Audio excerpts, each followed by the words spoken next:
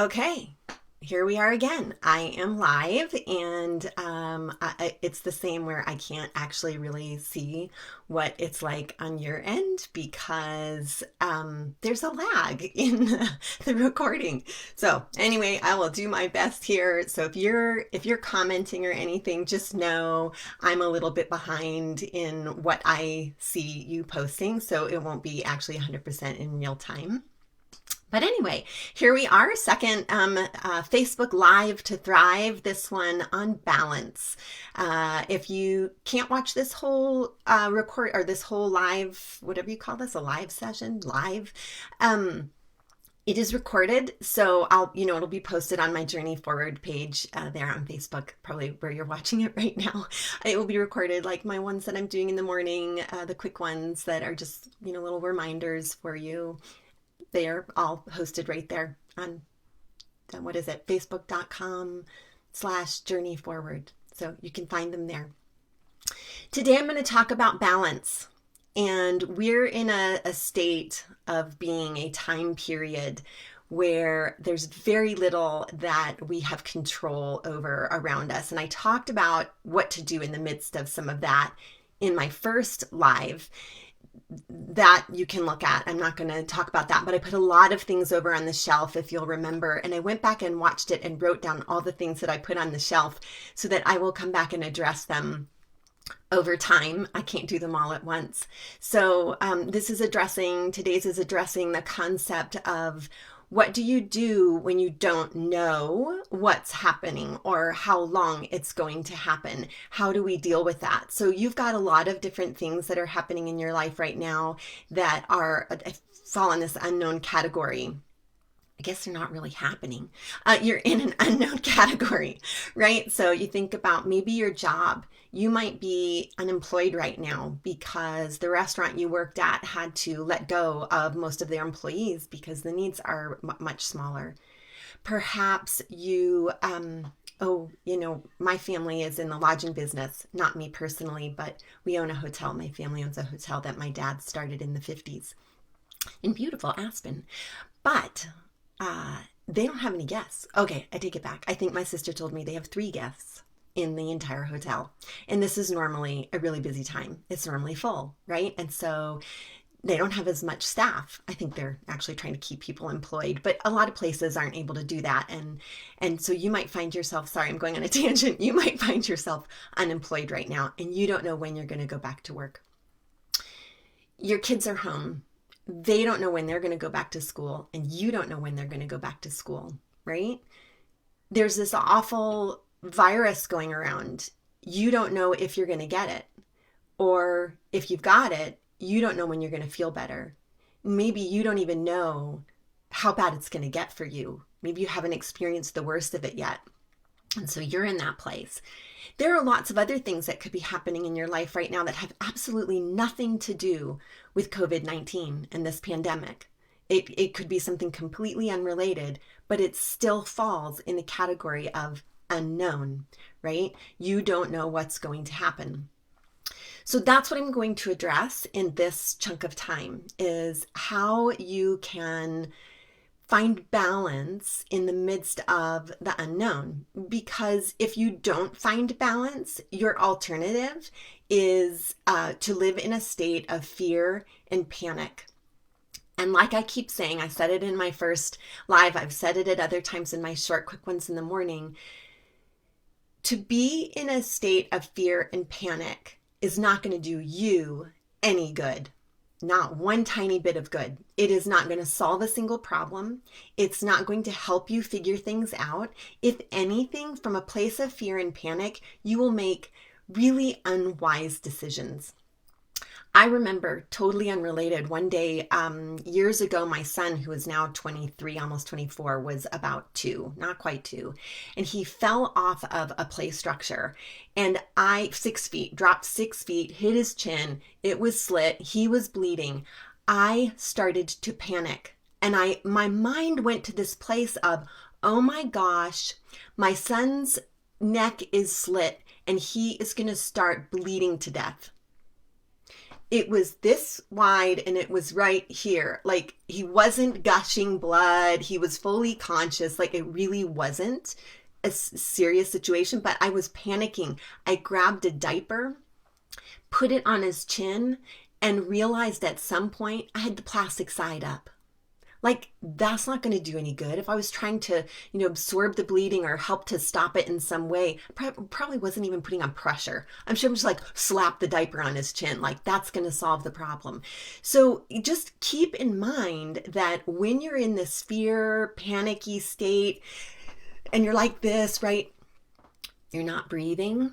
Or if you're breathing very shallow breaths. You're not getting oxygen to your brain. You are not thinking clearly. And again, you may make really unwise decisions. So just want to encourage you, for starters in this, is breathe. Just begin to notice that you're not breathing or that your breath is very shallow. And to the best of your ability, understanding that not everyone can take a deep breath, pause and try to get some breathing happening, right? So slow your breathing down.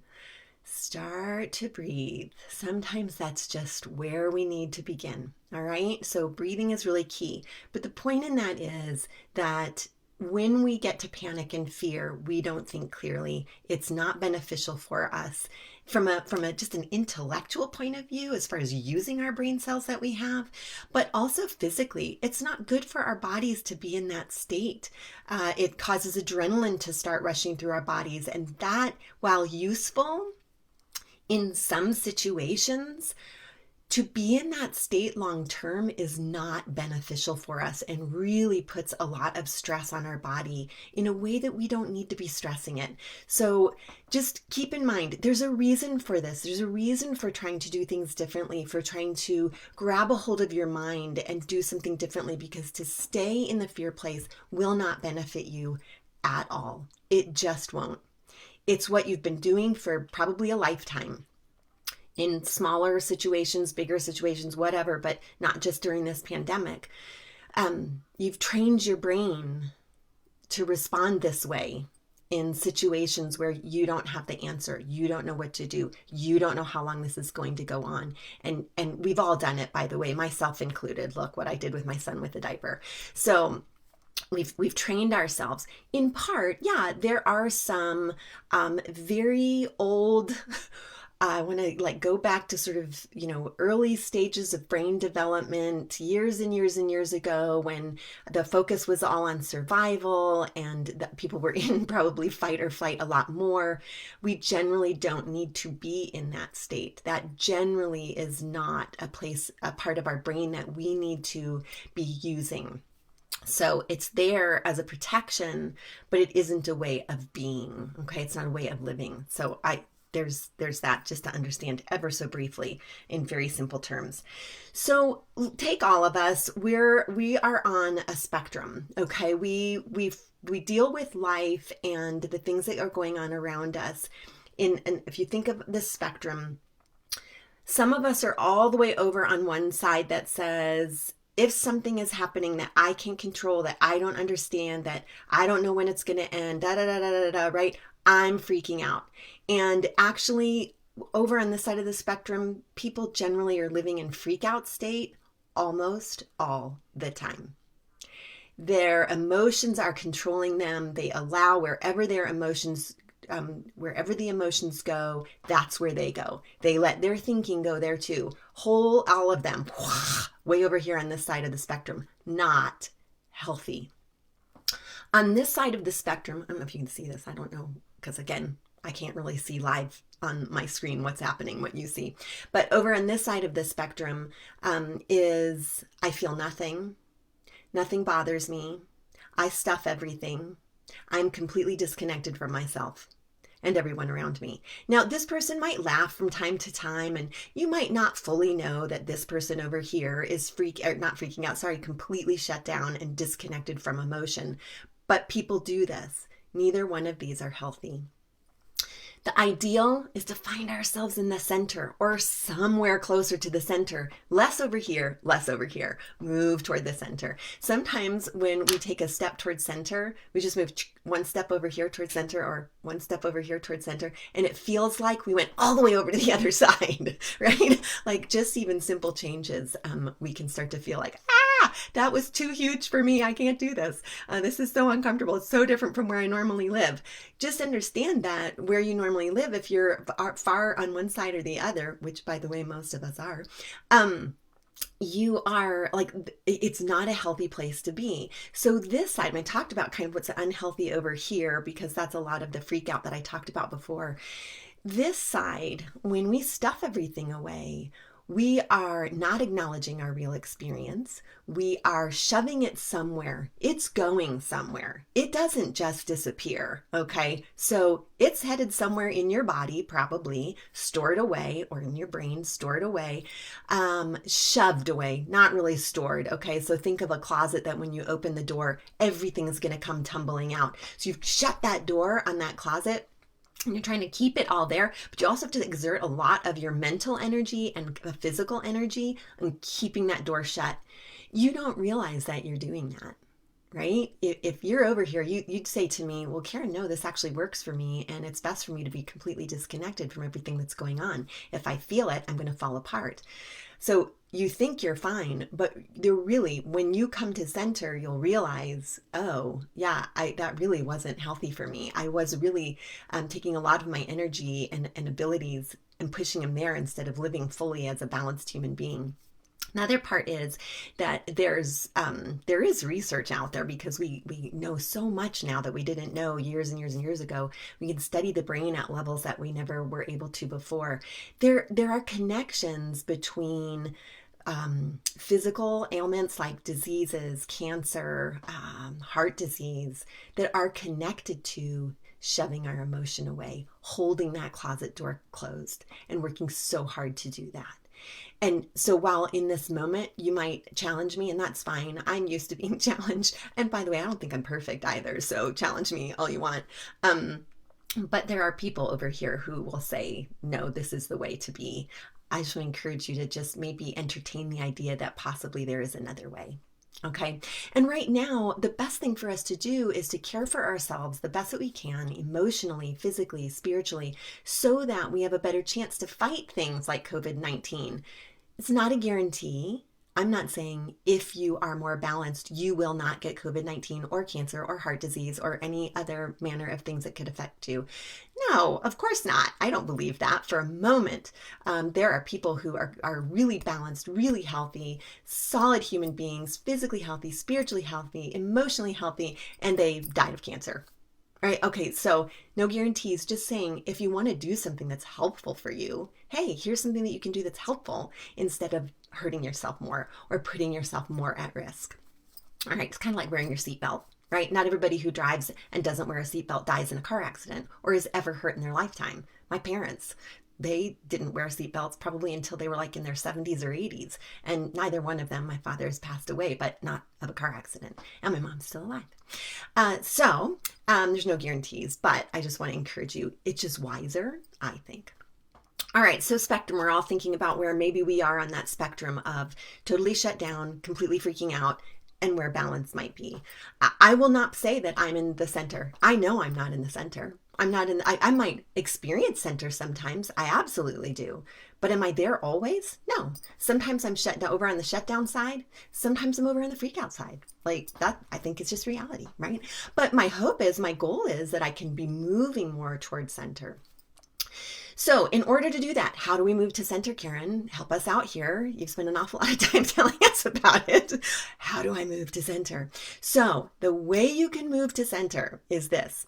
For starters, awareness. I talk a lot about awareness in a couple different areas where I talk about awareness. So whether that's in sessions, or I have a workbook that I put it in there, and I also put it on teachable.com. I think it's Journey Forward for Life. You can find my awareness course, and it's free, but it's part of my workbook.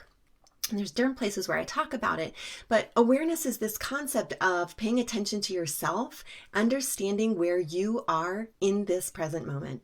So literally physically where you are, but also emotionally, physically inside your body. So what you feel in your muscles, where your thoughts are. So being aware is really important, and developing that muscle, getting more and more aware over time and catching yourself sooner and sooner to where you are able to notice, oh, I'm at freak out right now. I'm in the freak out side of the spectrum, or I'm at shutdown right now. What can I do to change this? So awareness is critical, and you will not change a single thing if you do not grow your awareness muscle. All right. So work on that piece, and go watch that. Watch my awareness video on Teachable, or you can go to my website as well. So that is the quickest way to get there is journeyforward.net. But I have like 5 different websites and web addresses, whatever. They all funnel to the exact same one, which is journeyforwardforlife.com, but you can do journeyforward.net. It's faster to type it, but it'll get you to the same place. And then go to the services tab, and there's workshops I think it's under services, workshops. And if you click on that, it'll take you to the page where you can click on another link that will take you to my awareness video, and has some worksheets with it. And you can go look at that, and it's free, and it's about a half an hour of your time, or 20 minutes, I can't remember. And it'll take you there. You have to sign up for Teachable. Don't worry, they're not going to send you a lot of emails. You can even check the box that says, please don't send me emails. But it will give you access to that course. And it's just a great website, a great hosting site for my courses. So that's where I stick them. All right. So sorry, that was a little shameless plug, wasn't it? It was. Okay. So awareness. Now that you're aware, now that you're growing in your awareness, when you find yourself in a moment where you're beginning to, I'm going to go more to freak out, because shut down, you're maybe not going to be aware of it. But as you begin to shut down, as you begin to notice either shut down or freak out is setting in because you don't know what's going to happen, take a breath. Ask yourself this question.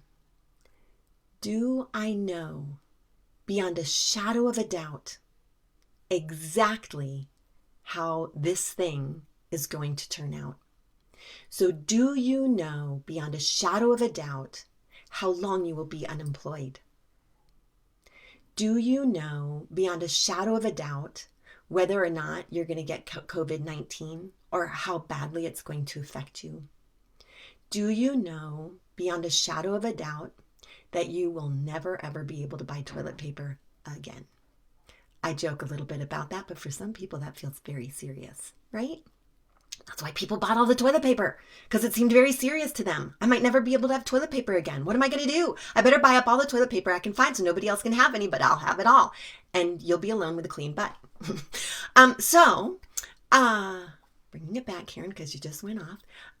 Yes, and I'm aware of that. I just went off on a tangent. Bring it back to what's happening right now. What do you know is true beyond a shadow of doubt? You know you're unemployed.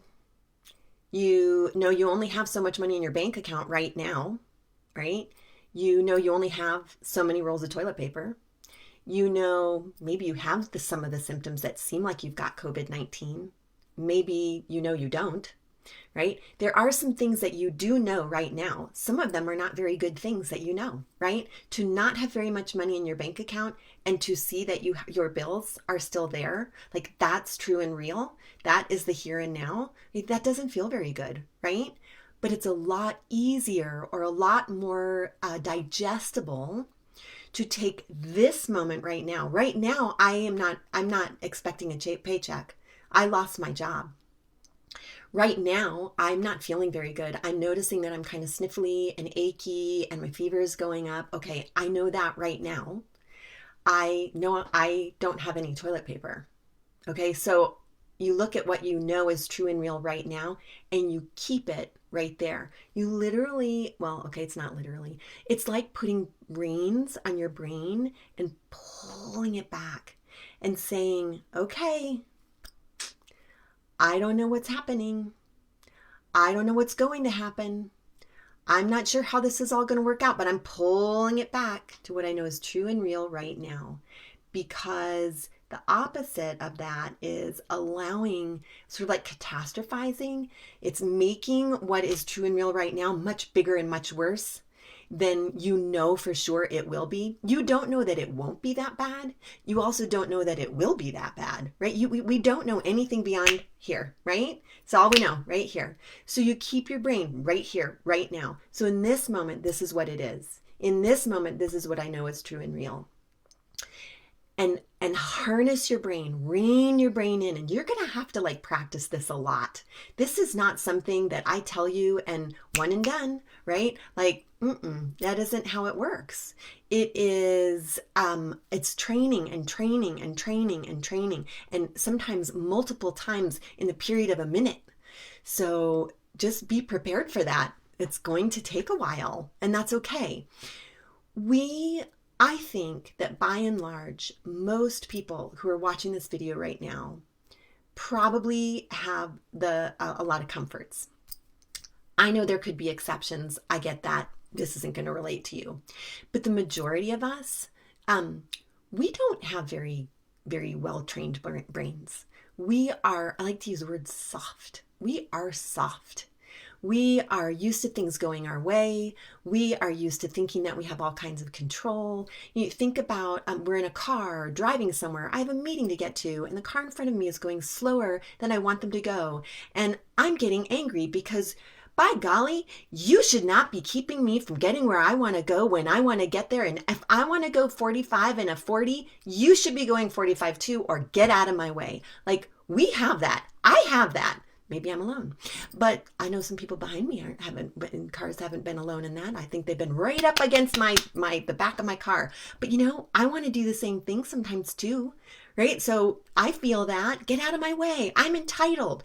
That word, powerful word. Oh my gosh. If you really stop and think about it, we think we're so entitled. We think we're so entitled to things going our way and having control and being able to go out and be wherever I want, whenever I want, and have whatever I want. All that's done for us is made us soft and made us like 2-year-olds demanding our way. How dare you? How dare any of this be happening in the way that it is, right? I mean, if you're willing, I really want to be soft and gentle while also being truthful at the same time, right? If you're willing to just stop and ponder that for a moment, I think you'll agree with me. I am this way. I am not telling you like somebody who's got it all figured out, and I never do that. I am this way too. Gosh, that brings tears to my eyes for some reason to think about what that is, but to be aware of where I'm at right now in this moment. But we are that way, and because we are that way, we're not very strong. Mentally, we're not very strong, and we let things topple us over that we don't need to let topple us over. We go all the way over here to freak out because life isn't going the way we want it to go. So I really want to encourage you. Challenge your brain, challenge your thinking. Say to yourself, hey, wait a minute. I don't really know how this is all going to turn out, and I'm going to stop projecting. I'm going to stop catastrophizing and imagining that this is going to be horrible and it's all going to go to crap. Could it? Sure. Could Contagion? Don't watch that movie if you're way over here, by the way. Because it's very similar to what's happening right now, only way worse, okay? It's way worse. Their trash wasn't being picked up, and people were dying so fast. Lots more people dying. But the point, rein your brain back in, Karen. Do as I say, not as I do. No. I'm working on it, right? Bring it back. Bring it back. I'm losing my brain. I'm losing control. Right? Okay, bring it back to what's true and real right now. Could it get bad? Yes. Is it? No. It's not. So train your brain to stay with here and now. If things get really bad, we will deal with that in the moment.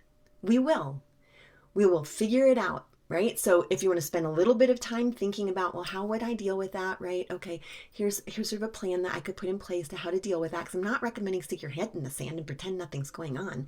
It's just, we spend way more time on freaking out or letting our brains like really go to crazy places than we do on actually using information that could be helpful and just sort of planning ahead. And you plan ahead and you kind of think of a strategy and you put it aside and you don't live there anymore. Come back to the here and now. All right, so there's that. You got to put reins around your brain and pull it back to the here and now. The other thing that you can do is create a container. So this is something that I do with people using EMDR, which is a therapeutic modality to deal with trauma, either major trauma or small trauma.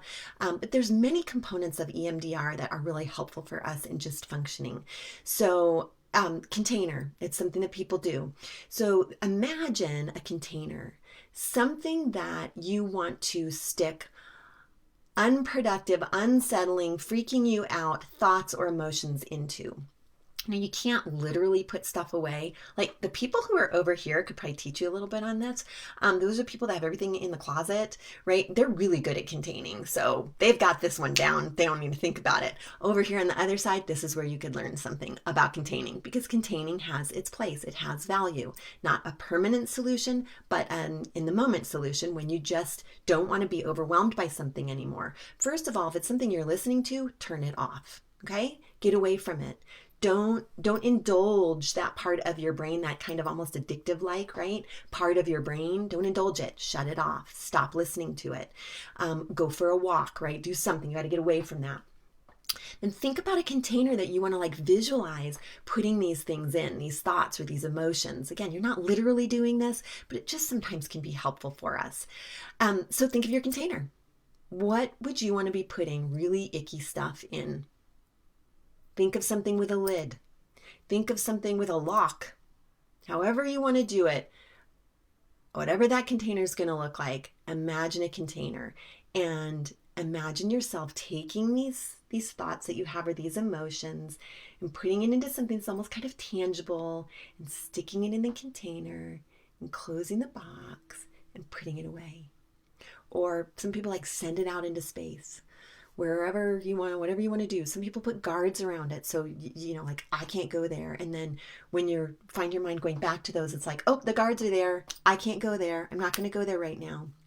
Again, not a permanent solution. We do need to have spaces where we're able to speak what it is that we're experiencing, that we could speak some of our freak out, that we could open up the closet and let some of that out, right? We need those spaces. But generally speaking, that's either with a professional who can help you walk through that if it starts to get to be too much, or somebody who is really good at just listening, right? Who's not going to tell you how to fix, save, and solve your problem. Right? They're going to sit there with you and give you space to hold that. And they're going to hold it with you in a way, not taking it all on.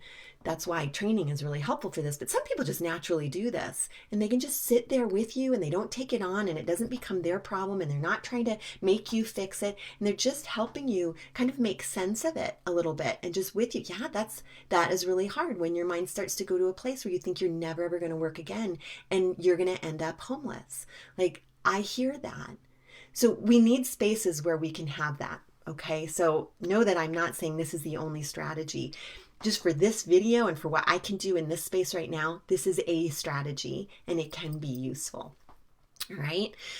So there's that container. The other thing you can do is you've contained. Now do something that helps you relax.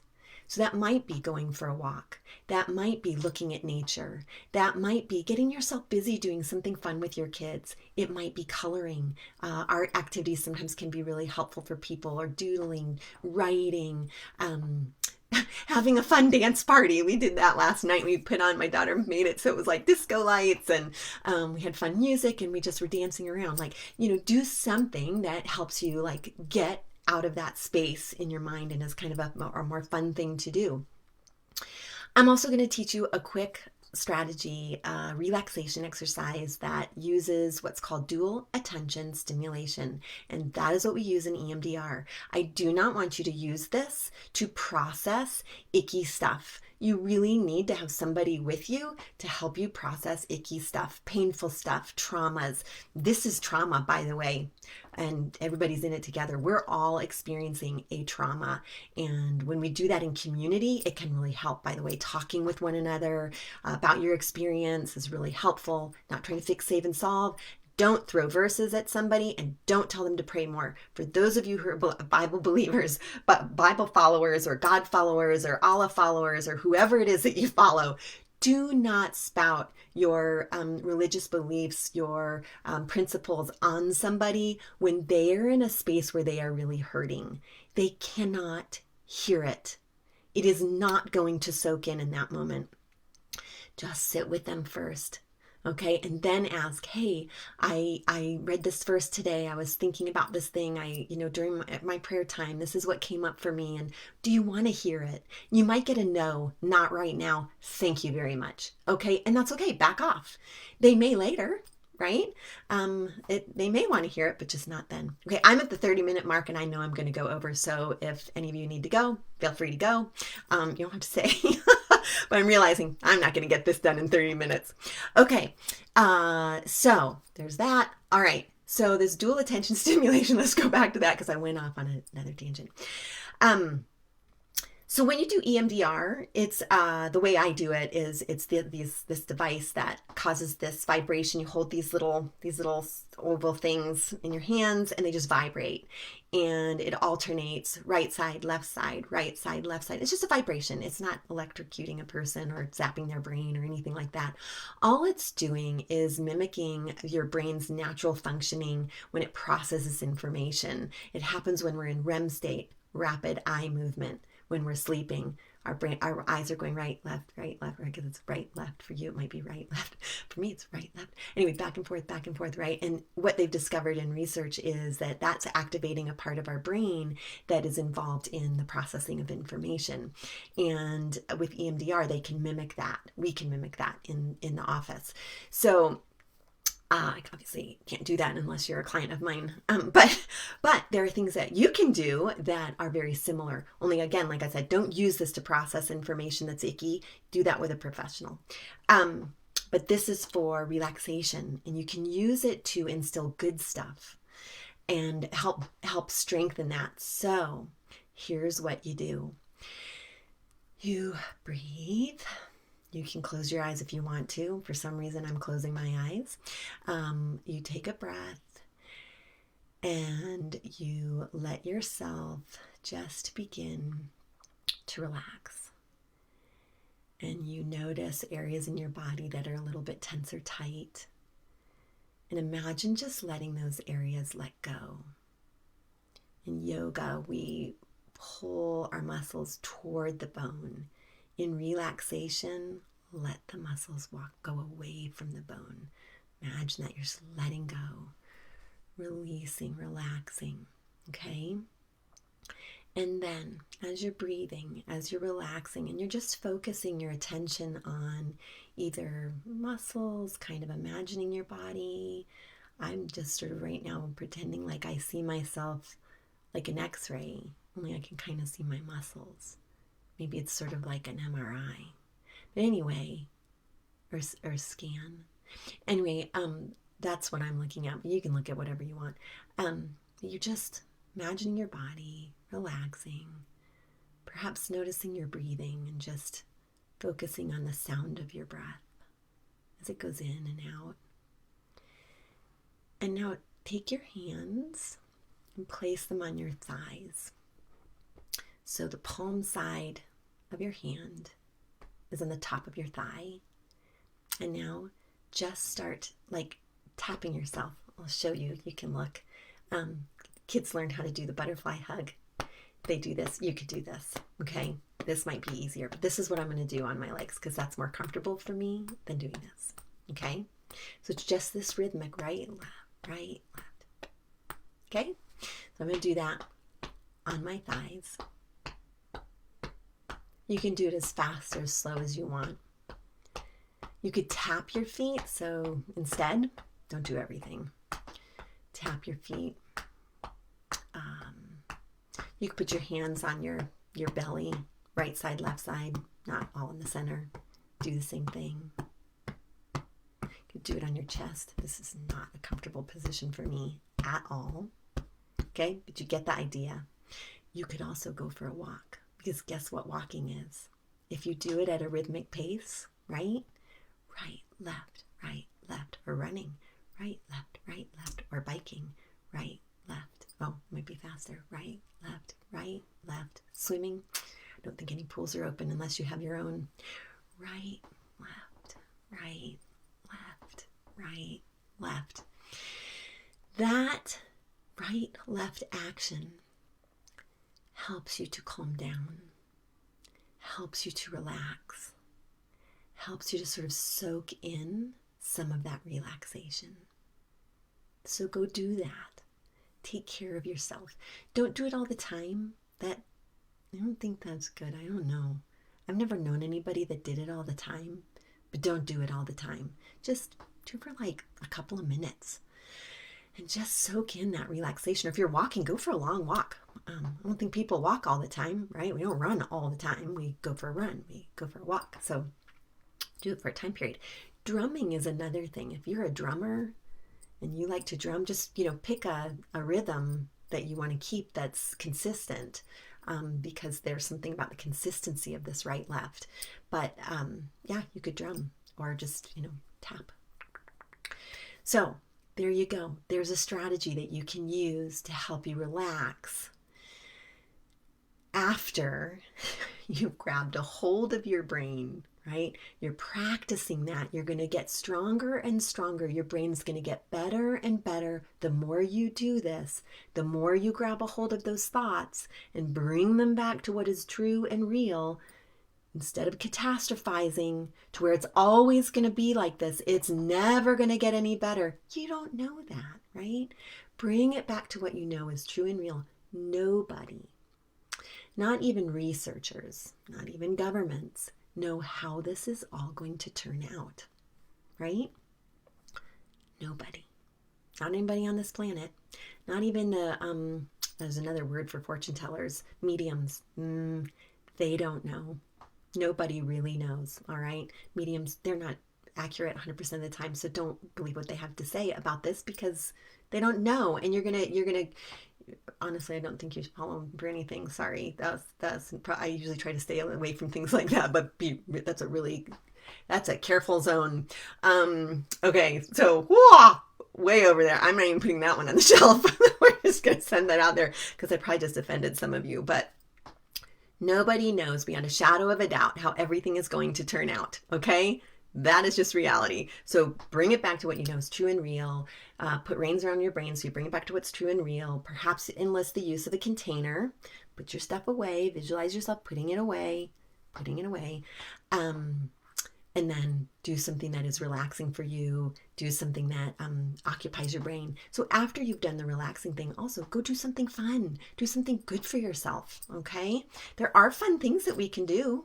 There's a lot of fun things that we can do in our homes. Even if you just live in a teeny tiny home, you can find something fun to do. Even just dance to music in your head if you can't get music. I mean, we can always dance. We can have a song in our brain. We can move around. Perhaps you're paralyzed or paraplegic. You can visualize yourself dancing, imagining what that would be like, and imagine the music in your head. And if you can't hear, I don't think that you can hear me. Because I don't know if Facebook has any kind of capacity because it's a world I don't know, for people who can't hear. But maybe they do. So maybe they can turn all of this into Braille. Maybe no, I don't know. I don't know about that one. But I do know that there are things that we can all do. If you can hear my voice or you understand what I'm saying, you're getting this information, you have a lot of power. And you have a lot of things that you can do for fun. All right? Okay. I realize that I've gone way over, total boundary breaker here. Here's what I'm going to say now. I think my Facebook Lives, I'm not going to limit them to 30 minutes because, see, that's what we do. If we don't like the boundary, we just change it. Right? That's how we deal with boundaries. I'm just moving the boundary. So roughly 30 minutes. That's what they'll be. Okay, I've got another post or another live that I'm going to do. I believe I scheduled it for Tuesday. Let me just double check. It's Monday. Monday, March 23rd at 4 p.m. Mountain Time, okay, in Colorado, but translate that to wherever you happen to be. And on that one, I am going to talk about owning your emotions. So we talked about emotions today, the people that are freaking out over here, the people over here who have it shoved away in a container. I'm going to talk more about emotions and some different processes that you can do with your emotions, different from today, something different. There's always something different. There's so much great stuff out there, by the way. We live in such a great time because there's help. Like, there is so much out there, and I am not the only voice that knows this stuff. There are a lot of other trained professionals out there that know stuff. There are coaches that know stuff. A lot of this is written in books. You could know this stuff. I just happen to be trained. I'm a counselor, a licensed professional counselor. I went to graduate school. I have been through all kinds of my own counseling because I totally ruined my life, and went to counseling before I was a therapist, and that's why I became a therapist. And I've been to process groups, and I've been to intensives, and I've worked with coaches, and I've worked with counselors, and I've done all kinds of things. And I'm just bringing to you, now I'm not telling you that because I think I'm great. I'm not. I'm bringing all that to you because I'm just telling you, this is information that I have. It's here and I've used it. I know it works. I don't tell you things that don't work. I have tried every single thing I tell you. I have done, I do, I have to keep doing. Like, okay, so just know, I'm just bringing it out to you. Other people can bring it out to you. I don't have the, whatever, the monopoly on the market. So go find somebody. If you don't like me, go find somebody else who can speak into your life, especially right now. And also, I'm just going to keep talking, shameless plugs. I'll just keep doing it. If you know somebody who could benefit from what I'm saying, please share this. Invite them to my Journey Forward Facebook page. Really easy, right? Facebook.com/journeyforward. Invite them to my page. Anybody can be on my page. It's public, so it has no limit that I know of. And honestly, there's like hardly any of you that watch this. And I'm going to keep doing it. If there's only one of you who watch this, I would keep doing this because one person makes a difference, and to make a difference in one person's life gives me a like, okay, Karen, this is good. I know it benefited me, and now I'm just sharing it with others. And so anyway, I'm going to keep doing it, even though it's a really small audience. I don't really care. I honestly don't care about the size of the audience. A person matters to me more than you will ever know. One person whose life has changed means a lot to me. I don't mind the haters, right? You can hate me. It's okay. Maybe even if you hate me, you listen to something and it might be beneficial. It's just a small audience. And so if you want to let people know about it, that'd be awesome. Thank you. I certainly will appreciate that. And then maybe they will too. And so I keep saying this, don't be a toilet paper hoarder. Share this post, share, this page, this Facebook page. You can tell people about my website if you already know about my website. You can tell people about my workbook if you already know about my workbook. I don't know if you can still get it on Amazon, but look what I'm gonna do. I have it on my shelf right here. Ta-da! Here we go. This is my workbook, and I think it's pretty cool. My sister Kai did the artwork in it, so it's got words, it's got lots of things for you to actually do and write down. I don't know if you can still see this, I imagine you can, but then there's these great pages in between every chapter with drawings that she did. And there's pages like this at the back. She did an amazing job, by the way. This is Kai, any of you who know her. She did all the artwork for my book. So I think you can get it on Amazon. I don't know. It's non-essential. And I know Amazon's really trying to focus on the things that people need. They're working on that. And my workbook, it's print on demand. And I'm guessing that they are not really focusing a lot of energy on that. So I get that. I have a few copies. They have some mistakes in them. I had to change some things and I missed some stuff. And anyway, there's a few mistakes, but I have 5 copies. So if you can't get it and you want it, message me and I will sell it to you. $19.99 plus shipping. So there's that. I think on Amazon Prime, if you can get it and you don't have shipping. So there's that. You can tell people about that. If I mean, I know right now is not really a time for people to do individual counseling because that's more expensive.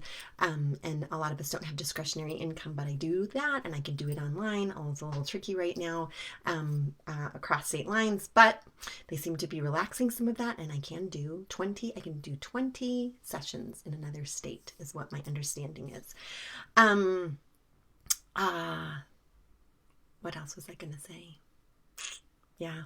Anyway, I'm not doing this for money, by the way. Obviously, this is all live, free stuff. Facebook, it's all free. And I'm doing it, I'm just giving it away because I want to, because this is a time when we really need it. And I'm not doing this so I can make money. It's just those things where like, oh, down the road, if you ever have any money, you want to buy my workbook, or I do other workbooks that I publish and are out there that you want to buy, support me, right? Just like, try to support your small business people. I'm a small business person.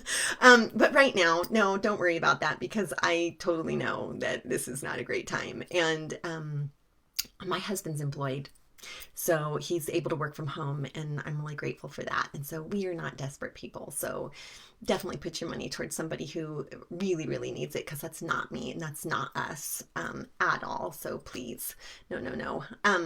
But I do need to make a living. I do need to pay my rent in my office, and that'll be down the road, right? But yeah, just help the people that really need it before you help me. That's not really why I'm doing this, is for you to help me. I'm really doing this because I want you guys to get stuff that you need, that can be beneficial, that can be helpful. So I guess, so I don't keep rambling on and on and on and on and on and on, which is what I'm doing, which happens sometimes when I'm all by myself in a room and I can't see anybody. I'm seeing some posts, but not very many. So I'm wondering what the scoop is with this. But anyway, that's it. I'll stop. Okay, so join me at 4 o'clock Mountain Time on Monday, and I'm going to be talking more about emotions. Okay? All right. Thank you. Thank you for joining me, and I do hope that this is beneficial to you. And if it's really not beneficial, let me know. I want to know that too, or if there are things I'm totally missing, right? And you're like, Karen, you didn't talk about this at all, and it would be really helpful if you would address this. Tell me that. I want to hear from you. I want to know. I want to know if there's things that I could do that could be helpful. Okay? All right. I'm now 16, almost 17 minutes over. What